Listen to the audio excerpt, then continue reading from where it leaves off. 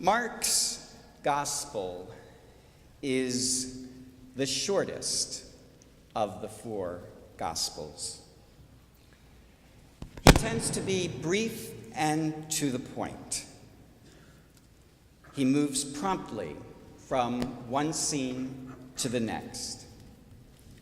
In fact, one of Mark's favorite words is immediately, because one thing happens immediately after the other. As a result, Mark's gospel tends to be stark and blunt. There's not a lot of commentary to smooth over the rough edges. It is what it is, as far as Mark is concerned. And that's how he tells the story of Jesus' suffering and death.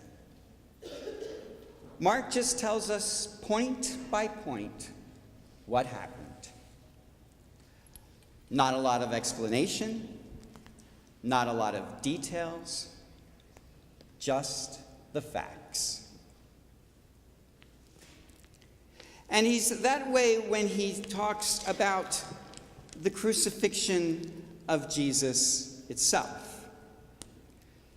He does that at chapter 15, if you want to follow along.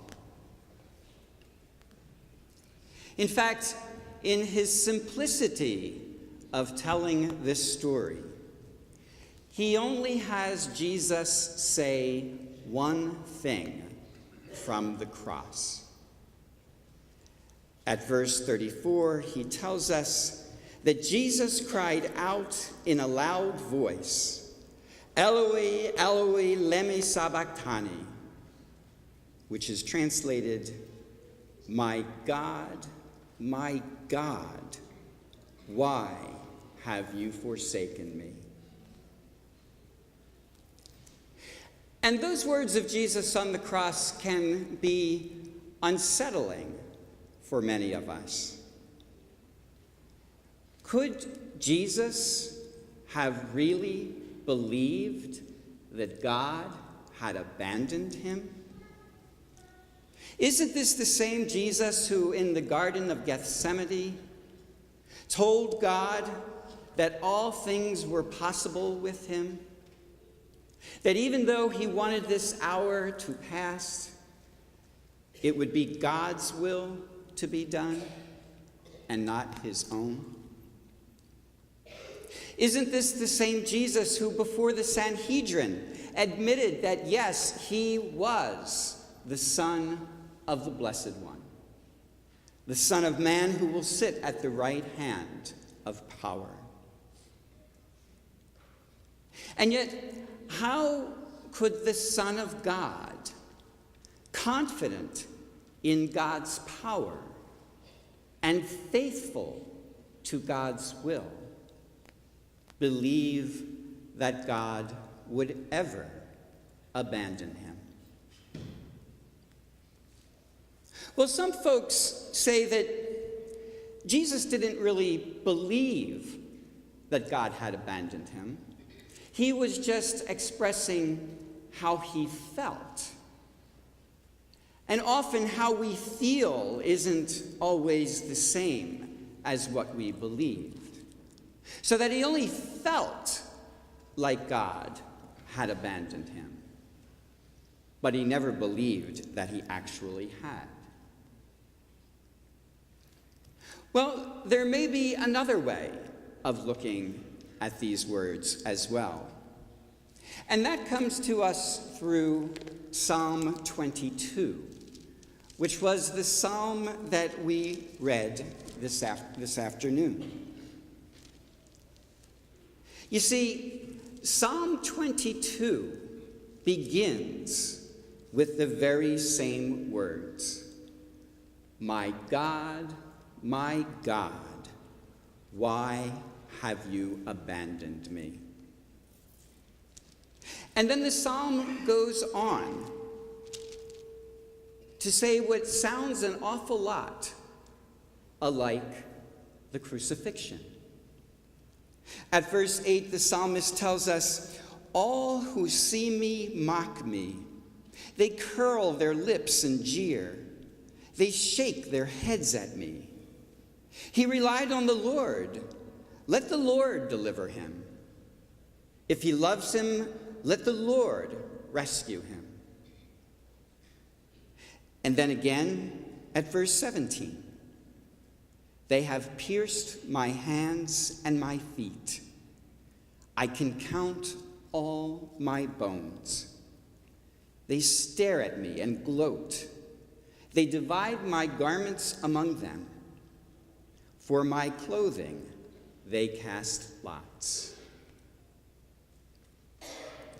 But you see, Psalm 22 is much more than just a foreshadowing of the crucifixion. Psalm 22, like all of the Psalms, is a prayer. It's a lament, a prayer of someone who is suffering greatly, physically, emotionally, spiritually. So bad that all one can do is to cry out to God in anguish. But you see, the psalm is also more than just a lament. At verse 20, the psalmist says, "But you, Lord, do not stay far off. My strength, come quickly to help me." And then the psalmist continues in verses that we did not read today. "Then I will proclaim your name to my brethren. In the assembly I will praise you. You who fear the Lord, give praise. All descendants of Jacob, give honor. Show reverence, all descendants of Israel. For he has not spurned or disdained the misery of this poor wretch, did not turn away from me, but heard me when I cried out. I will offer praise in the great assembly. My vows I will fulfill before those who fear him." You see, this part of Psalm 22 praises God. And so a psalm that begins with a lament ends by praising God. Now, what if from the cross Jesus wasn't expressing how he felt when he said the words, my God, why have you abandoned me?" What if Jesus was praying Psalm 22? And Mark, who is short and sweet in his writing, simply recorded the first line of that psalm, but not the rest, as Jesus was praying it. You see, because then you can understand Jesus praying in lament at the horror of what he has experienced, and yet then ending his prayer in praise. Then we can understand that it's the same Jesus at Gethsemane who told God exactly how he felt about what was happening. Then it's the same God, Jesus, that we know who knew who he was as the Son of God, who knew that all things were possible with God, who was faithful to God's will and praised God in the end.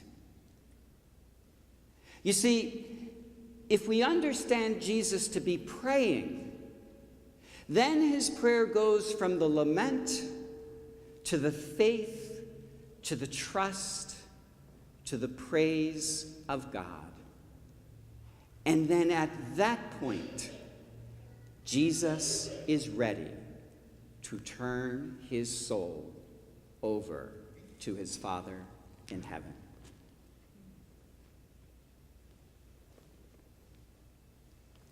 You see, Jesus' words on the cross are more than a record of what happened to him at Golgotha.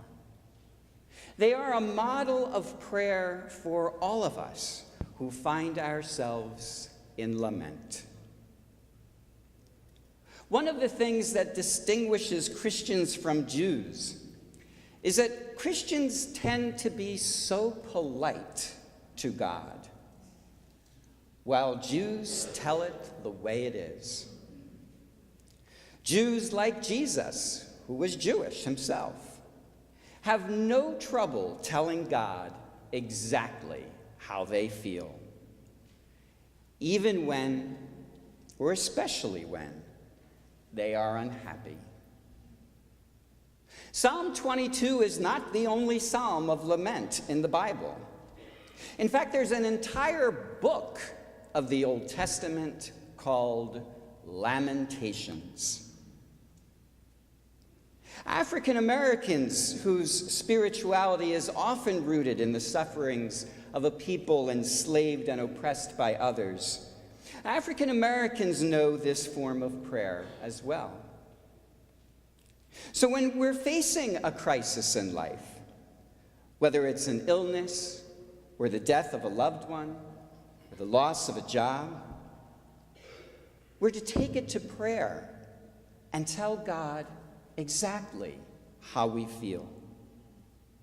No holds barred, because after all, God already knows how we feel. But better yet,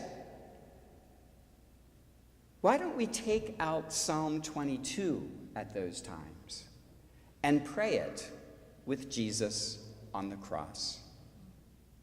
Join ourselves to Jesus's and the psalmist's suffering. Cry out to God for the help that only God can give, for nothing is impossible for God. Then affirm our faith in God and praise his name, entrusting our soul to his care. You see, the story of the crucifixion is not only the story of Jesus' love for us and of his faithfulness to God. The story of the crucifixion isn't only the story of how God saved us through the life, death, and resurrection of Jesus Christ. The story of the crucifixion is also a story of how we can join our sufferings to Jesus Christ's sufferings. How we can join our prayer to his prayer. And how we can cry out as he cries out, in faith and with praise, my God, why have you abandoned me? Amen.